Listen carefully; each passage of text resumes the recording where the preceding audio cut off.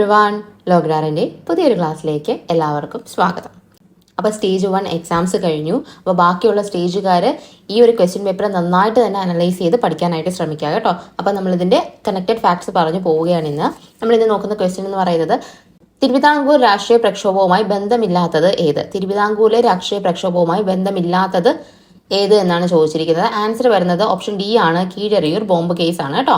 അപ്പം പുന്നപ്ര വയലാർ സമരം ആയിക്കോട്ടെ, മലയാളി മെമ്മോറിയൽ ആയിക്കോട്ടെ, നിവർത്തന പ്രക്ഷോഭം ആയിക്കോട്ടെ, എല്ലാം തിരുവിതാംകൂറുമായിട്ട് ബന്ധപ്പെട്ടതാണ്. ഇനി അടുത്ത ക്വസ്റ്റ്യൻ തന്നിരിക്കുന്നത് വൈക്കം സത്യാഗ്രഹത്തിന് നേതൃത്വം വഹിച്ചത് ആരായിരുന്നു? വൈക്കം സത്യാഗ്രഹത്തിന് നേതൃത്വം വഹിച്ചത് ആരാണ്? ആൻസർ വരുന്നത് ഏതാണ്? ഓപ്ഷൻ എ ആണ്, ടി.കെ. മാധവനാണ് വൈക്കം സത്യാഗ്രഹവുമായിട്ട് ബന്ധപ്പെട്ട നേതാവ് എന്ന് പറയുന്നത്.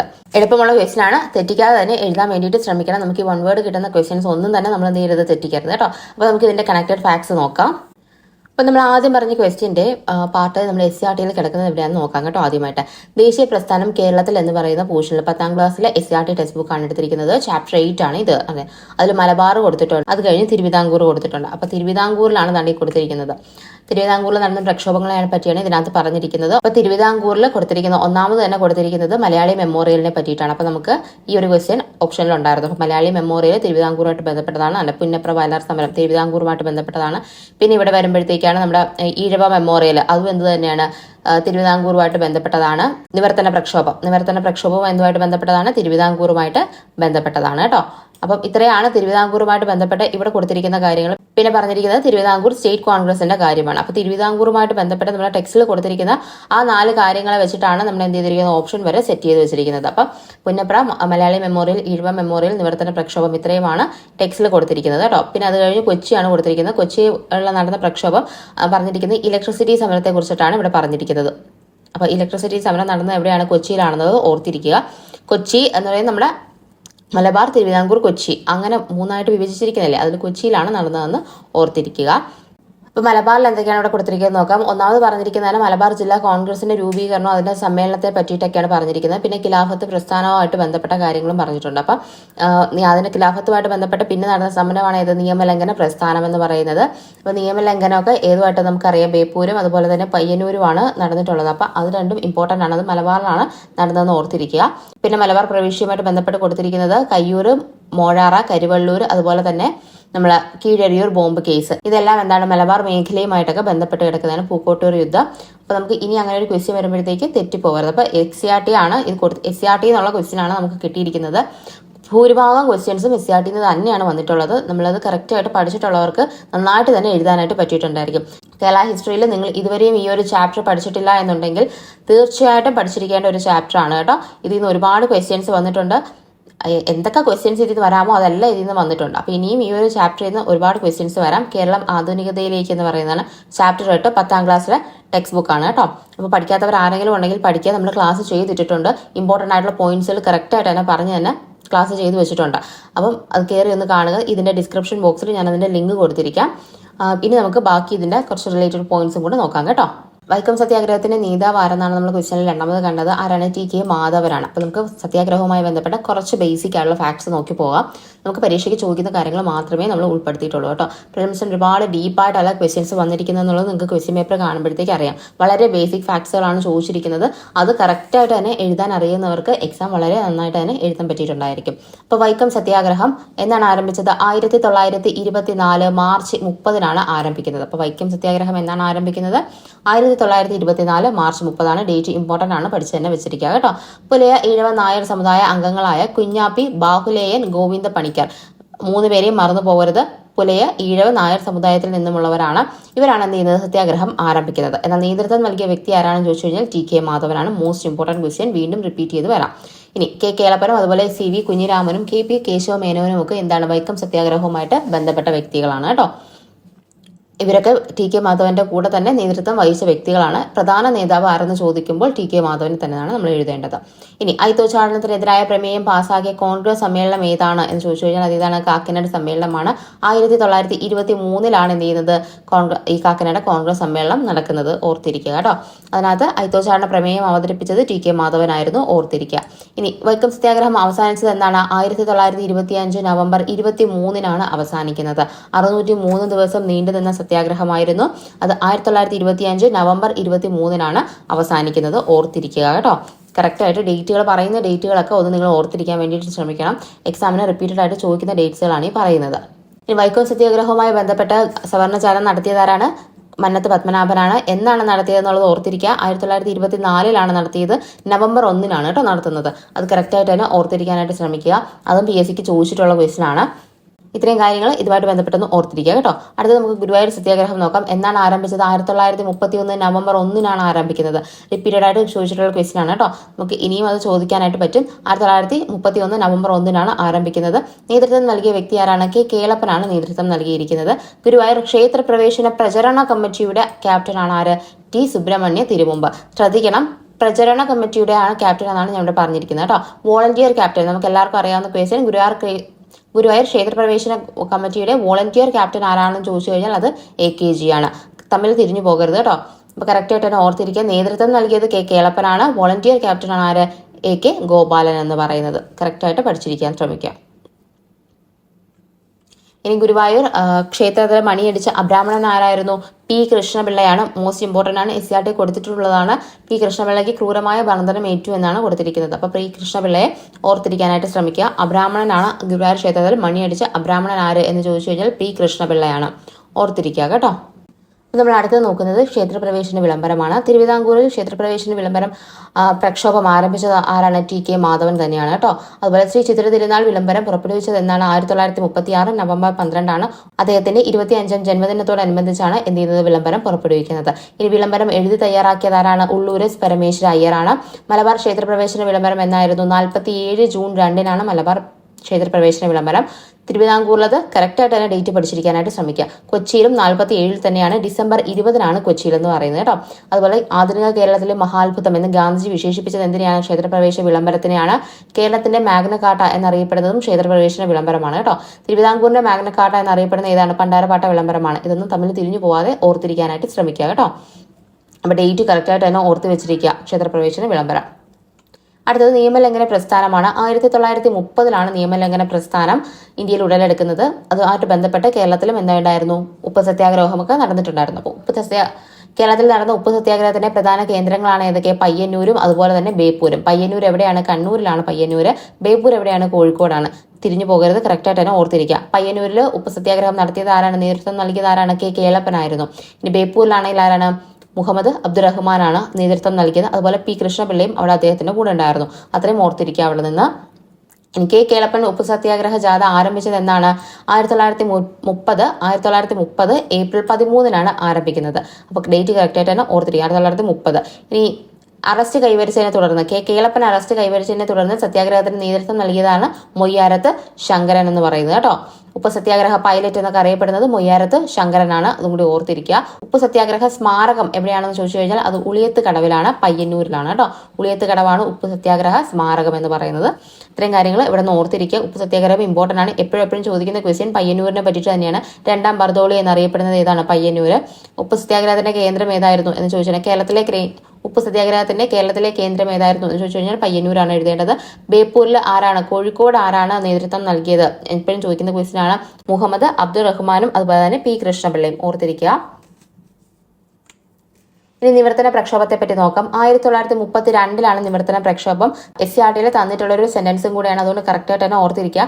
സർക്കാർ ഉദ്യോഗങ്ങളിലും നിയമസഭയിലും എന്ത് ചെയ്യുക? ജനസംഖ്യാ അനുപാതികമായിട്ട് സംവരണം ഏർപ്പെടുത്തുക. ആർക്കൊക്കെ? ക്രിസ്ത്യൻ, മുസ്ലിം, ഈഴവ സമുദായങ്ങൾ നടത്തിയ സമരമാണ് ഏത്? നിവർത്തന പ്രക്ഷോഭം എന്ന് പറയുന്നത്. 1932 ആരംഭിച്ചത്. വർഷം ചോദിച്ചിട്ടുണ്ട്. ഇമ്പോർട്ടന്റ് ആണ്. ഇനി പ്രധാന നേതാക്കൾ ആരൊക്കെയായിരുന്നു? C Keshavan, TM Varghese, NV Joseph, അതുപോലെ തന്നെ PK കുഞ്ഞ് എന്നിവരായിരുന്നു നേതാക്കൾ എന്ന് പറയുന്നത്. ഓർത്തിരിക്കുക. PSCയുടെ രൂപീകരണത്തിനൊക്കെ കാരണമായ പ്രക്ഷോഭം ഏതെന്ന് ചോദിച്ചു കഴിഞ്ഞാൽ അത് നിവർത്തന പ്രക്ഷോഭമാണ്. ഇമ്പോർട്ടന്റ് ആണ്. വർഷം ഓർത്തിരിക്കുക. അതുപോലെ തന്നെ നേതാക്കളെ എന്താണ് റീസൺ എന്നുള്ളത് ഓർത്തിരിക്കുക. റീസൺ തന്നിട്ട് ഏത് പ്രക്ഷോഭമാണെന്ന് ചോദിച്ചു കഴിഞ്ഞാൽ എഴുതണം കേട്ടോ. നിവർത്തന പ്രക്ഷോഭം സംവരണത്തിന് വേണ്ടിയിട്ട് തിരുവിതാംകൂറിൽ നടന്ന ഒരു പ്രക്ഷോഭമാണ് നിവർത്തന പ്രക്ഷോഭം എന്ന് പറയുന്നത്. ഇനി വൈദ്യുത പ്രക്ഷോഭം എന്ന് പറയുന്നത് 1936 തൃശ്ശൂരിലാണ് നടക്കുന്നത്.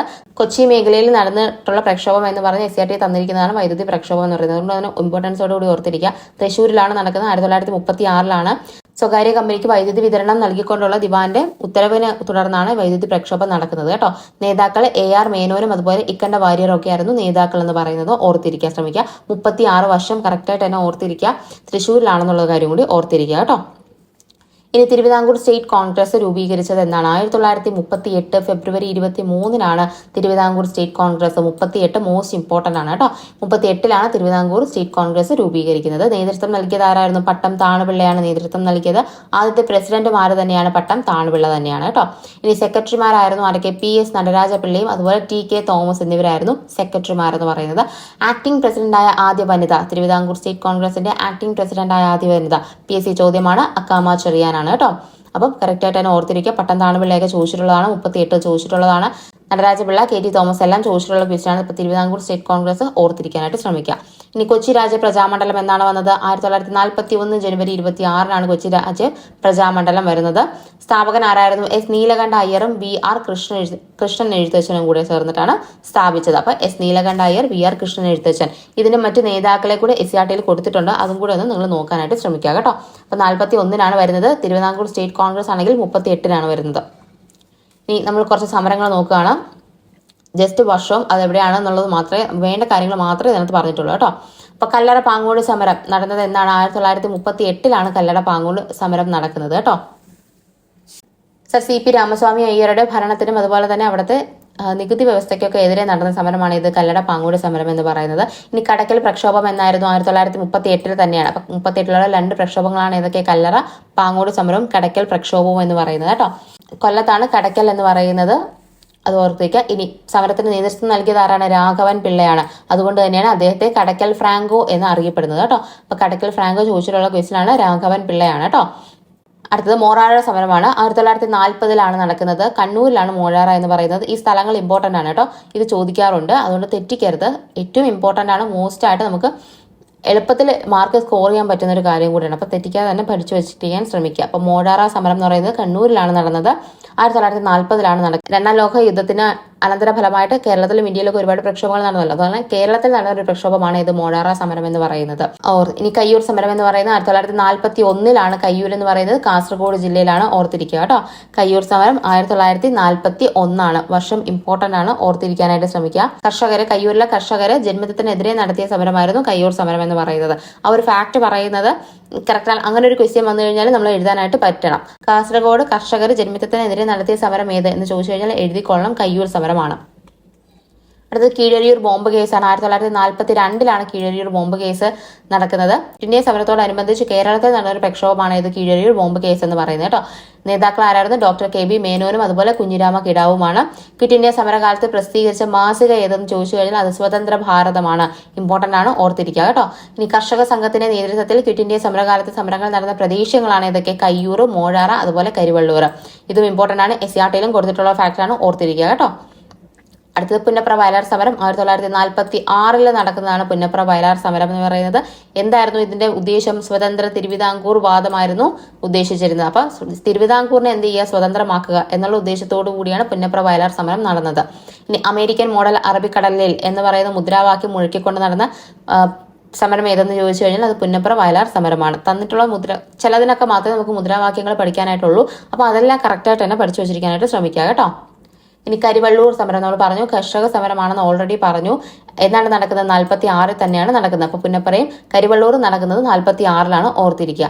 കണ്ണൂരിലാണ് കരിവള്ളൂർ എന്ന് പറയുന്നത്. കണ്ണൂരിലുള്ള 2 സമരങ്ങൾ നമ്മൾ പഠിച്ചിട്ടുണ്ടായിരുന്നു, മോഴാറയും അതുപോലെ തന്നെ കരിവള്ളൂറും. നേതൃത്വം നൽകിയത് ആരാണ്? AV കുഞ്ഞമ്പു ആണ് കരിവള്ളൂർ സമരത്തിന് നേതൃത്വം നൽകിയത്. ഇമ്പോർട്ടന്റ് ആണ്, പഠിച്ചിരിക്കുക. ഇനി കരിവള്ളൂർ സമര നായിക എന്നറിയപ്പെടുന്ന ആരാണ്? K ദേവയാനിയാണ് കേട്ടോ. K ദേവയാനിയാണ് കരിവള്ളൂർ സമര നായിക എന്നറിയപ്പെടുന്നത്. ഇനി തോൽവിറക് സമരം എന്നാണ് നടന്നത്? 1946 തന്നെയാണ് നടന്നത്. അപ്പൊ 46 മൂന്നാമത്തെ സമരമായി ചീമേനി കാസർഗോഡാണ് തോൽവിറക് സമരം നടക്കുന്നത്. കറക്റ്റായിട്ട് തന്നെ ഓർത്തിരിക്കുക. സമര നായിക ആരാണ്? കാർത്യായനി അമ്മയാണ് സമര നായിക എന്ന് പറയുന്നത്. കുട്ടംകുളം സമരം എന്ന് പറയുന്നത് 46 തൃശ്ശൂരിലാണ് കേട്ടോ നടക്കുന്നത്. കുട്ടംകുളം സമരം ഇത് സഞ്ചാര സ്വാതന്ത്ര്യവുമായിട്ട് ബന്ധപ്പെട്ടുകൊണ്ടുള്ള സമരമായിരുന്നു. കുട്ടംകുളം സമരം എന്ന് പറയുന്നത് കൂടൽമാണിക്യം ക്ഷേത്രത്തിലെ സഞ്ചാര സ്വാതന്ത്ര്യത്തിനായിട്ട് നടന്നതാണ് കേട്ടോ. അത് ഓർത്തിരിക്കുക. 46 തന്നെയാണ്. അപ്പോൾ 46 നമ്മൾ എന്തൊക്കെ പറഞ്ഞു? പുന്നപ്ര വയലാർ സമരം പറഞ്ഞു, കരിവള്ളൂർ സമരം പറഞ്ഞു, തോൽവിറക് സമരം പറഞ്ഞു, കുട്ടംകുളം സമരം പറഞ്ഞു. ഇത്രയും കാര്യങ്ങൾ ഓർത്തിരിക്കുക. എല്ലാത്തിനെയും സ്ഥലങ്ങൾ എവിടെയാണെന്നും കൂടി ഒന്ന് ഓർത്തിരിക്കാനായിട്ട് ശ്രമിക്കുക.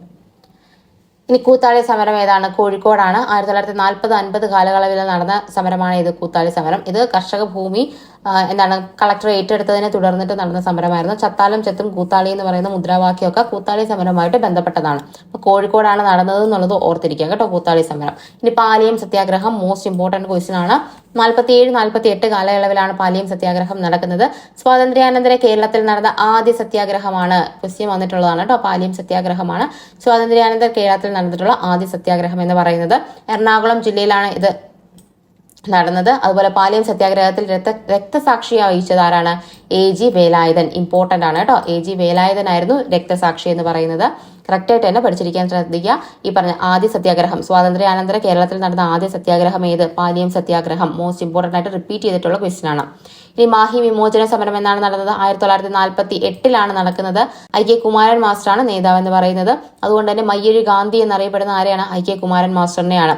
ഇനി ഫ്രഞ്ചുകാർ മാഹി വിട്ടുപോയ വർഷം ഏതാണ്? 1954 ജൂലൈ 16 ഫ്രഞ്ചുകാര് മാഹി വിട്ടു പോകുന്നത്. വർഷം കൂടെ ഒന്ന് ഓർത്തിരിക്കാൻ ശ്രമിക്കുക. 54 കേട്ടോ. സമരങ്ങളെ ആസ്പദമാക്കിയുള്ള സാഹിത്യങ്ങളാണ് കൊടുത്തിരിക്കുന്നത്. കയ്യൂർ സമരത്തെ ആസ്പദമാക്കി ചിരസ്മരണ എന്ന് പറയുന്ന നോവൽ എഴുതിയത് ആരാണ്? ചോദിച്ചിട്ടുള്ള ക്വസ്റ്റ്യൻ ആണ്. നിരഞ്ജനയാണ് കേട്ടോ. ചിരസ്മരണ എന്ന് പറയുന്ന നോവൽ എഴുതിയത് നിരഞ്ജനയാണ്. ഇനി കയ്യൂരും കരിവള്ളൂരും കൃതി എഴുതിയത് ആരാണ്? കയ്യൂരും കരിവള്ളൂരും എന്ന് പറഞ്ഞ കൃതി എഴുതിയത് ആരാണ്? AV കുഞ്ഞമ്പു ആണ്. ഇനി അതുപോലെ കയ്യൂർ സമര ചരിത്രം ആരാണ്? VV കുഞ്ഞമ്പു ആണ്. ഇത് തമ്മിൽ തിരിഞ്ഞു പോകാതിരിക്കാൻ ഞാൻ ആലോചിച്ച് വെച്ചിരിക്കുന്നത് കയ്യൂരും കരിവള്ളൂരും രണ്ട് സെപ്പറേറ്റ് വാക്കല്ല. അപ്പൊ 2 ഇൻഷ്യലുള്ള വ്യക്തിയാണ്. കയ്യൂരിനെ പറ്റിയും കരിവള്ളൂരിനെ പറ്റിയും AV കുഞ്ഞമ്പു. കയ്യൂര് മാത്രം ഉള്ളതുകൊണ്ട് ഒരേ ഇൻഷ്യലാണ് VV കുഞ്ഞമ്പു. ഞാൻ അങ്ങനെയാട്ടോ ഓർത്ത് വെച്ചിരിക്കുന്നത്, തിരിഞ്ഞു പോകാതിരിക്കാൻ വേണ്ടിയിട്ട്. ഇനി മീനമാസത്തിലെ സൂര്യൻ എന്ന് പറയുന്നത് സിനിമ സംവിധാനം ചെയ്ത ആരാണ്? ലെനിൻ രാജേന്ദ്രനാണ്. ഇത്രയും കാര്യങ്ങൾ കയ്യൂരുമായിട്ട് ബന്ധപ്പെട്ട് ഓർത്തിരിക്കുക കേട്ടോ. ചിരസ്മരണ എഴുതിയത് നിരഞ്ജന, കയ്യൂരും കരിവള്ളൂരും AV കുഞ്ഞമ്പു, കയ്യൂർ സമരചരിത്രം VV കുഞ്ഞമ്പു, മീനമാസത്തിലെ സൂര്യൻ ലെനിൻ രാജേന്ദ്രൻ. ഇനി കീഴരിയൂർ ബോംബ് കേസിനെ കുറിച്ച് പരാമർശമുള്ളൊരു നോവലാണ് ഏത്? ഇരുമ്പഴിക്കുള്ളിൽ എന്ന് പറയുന്നത്. എഴുതിയതാരാണ്? VA കേശവൻ നായരാണ് കേട്ടോ. അപ്പൊ VA കേശവൻ നായരുടേതാണ് ഇരുമ്പഴിക്കുള്ളിൽ. അതിനകത്ത് പ്രതിപാദ്യ വിഷയം എന്ന് പറയുന്നത് കീഴരിയൂർ ബോംബ് കേസാണ്. ഓർത്തിരിക്കുക. പുന്നപ്ര വയലാർ സമരവുമായിട്ട് ബന്ധപ്പെട്ടതാണ് ഉലയ്ക്ക എന്ന് പറയുന്ന നോവൽ. ആരുടേതാണ്? P കേശവദേവിൻ്റെതാണ് ഉലയ്ക്ക എന്ന് പറയുന്നത്. മോസ്റ്റ് ഇമ്പോർട്ടന്റ് ആണ്, ഓർത്തിരിക്കുക. ഇത്രയും കാര്യങ്ങളാണ് നമ്മൾ ഇന്നത്തെ ക്ലാസ്സിൽ ഉൾപ്പെടുത്തിയിരിക്കുന്നത്. അപ്പോൾ നമുക്ക് ഇനിയും ബാക്കിയുള്ള ഫാക്ട്സുകളും ഇതുപോലെ തന്നെ പറഞ്ഞു പോകാം. SCRT എന്നുള്ള ക്വസ്റ്റ്യൻസ് മാക്സിമം ചോദിച്ചിട്ടുണ്ട്. ഞാൻ ആദ്യം പറഞ്ഞതുപോലെ തന്നെ ആ ചാപ്റ്റർ 8 10ാം ക്ലാസ്സിലെ ചാപ്റ്റർ 8 കേരള ഹിസ്റ്ററിയുമായിട്ട് ബന്ധപ്പെട്ട് നിങ്ങൾ വായിച്ചിട്ടില്ല എന്നുണ്ടെങ്കിൽ കറക്റ്റായിട്ട് തന്നെ വായിച്ചു വയ്ക്കുക. പോയിന്റ് ബൈ പോയിന്റ് ആയിട്ട് നമ്മൾ ക്ലാസ് എടുത്തിട്ടുള്ളതാണ്. അപ്പോൾ നിങ്ങൾ അത്രയും ആ ഒരു ഫാക്ട് പറഞ്ഞിരിക്കുന്ന അത്രയും തന്നെ നിങ്ങൾ എന്ത് ചെയ്യുക? പഠിക്കാനായിട്ട് ശ്രമിക്കുക. അതിൽ നിന്നും ഒരു ക്വസ്റ്റ്യൻ എന്തായാലും ഒന്നിലധികം ഈ കഴിഞ്ഞ പരീക്ഷയ്ക്ക് എത്രത്തോളം ഹിസ്റ്ററിയിൽ നിന്ന് ചോദിച്ചിട്ടുണ്ടോ ആ ക്വസ്റ്റ്യൻസ് എല്ലാം അതിൽ നിന്ന് തന്നെയാണ് വന്നത്. അപ്പോൾ ഇനിയുമുള്ള എക്സാംസിന് അതിൽ നിന്ന് തന്നെ വരാം. കാരണം നമുക്ക് SCRTയിൽ കേരള ഹിസ്റ്ററിയുമായിട്ട് ബന്ധപ്പെട്ടുള്ള ഏറ്റവും ഇമ്പോർട്ടൻറ്റ് ചാപ്റ്റർ അത് മാത്രമേ ഉള്ളൂ. അപ്പോൾ അത് നന്നായിട്ട് തന്നെ റിവൈസ് ചെയ്ത് പഠിക്കാനായിട്ട് ശ്രമിക്കുക. ഇതുവരെയും പഠിച്ചിട്ടില്ലാത്തവർ നന്നായിട്ട് തന്നെ എഫോർട്ട് എടുത്ത് പഠിക്കുക. പഠിച്ചിട്ടുള്ളവർ ഒന്നും കൂടെ ഒന്ന് റിവൈസ് ചെയ്ത് നിങ്ങൾ കറക്റ്റായിട്ട് തന്നെ സെറ്റ് ചെയ്തിരിക്കുക. ഒരു മാർക്ക് പോലും ചോദിച്ചു കഴിഞ്ഞാൽ നഷ്ടപ്പെടരുത് കേട്ടോ. അപ്പോൾ നമ്മുടെ ഇന്നത്തെ ക്ലാസ് ഇത്രയേ ഉള്ളൂ. ക്ലാസ്സുകൾ ഇഷ്ടപ്പെടുകയാണെന്നുണ്ടെങ്കിൽ നിങ്ങൾ ചാനൽ ലൈക്ക് ചെയ്യുക, ഷെയർ ചെയ്യുക, അതുപോലെ തന്നെ സബ്സ്ക്രൈബ് ചെയ്ത് സപ്പോർട്ട് ചെയ്യുക. നമുക്ക് അടുത്തൊരു ക്ലാസ്സിൽ കാണാം. അതുവരെ എല്ലാവർക്കും ബൈ.